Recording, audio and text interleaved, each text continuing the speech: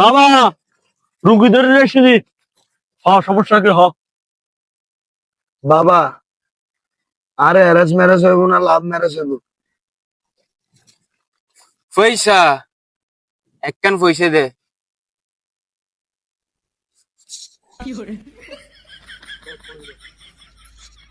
এই পয়সা এনো যদি বাক উড়ে তোলে অ্যারেঞ্জ ম্যারেজ, যদি ফুল উড়ে তোলে লাভ ম্যারেজ। অঞ্চঙ্গলালা মঙ্গলালা হুম হুম হুম হুম।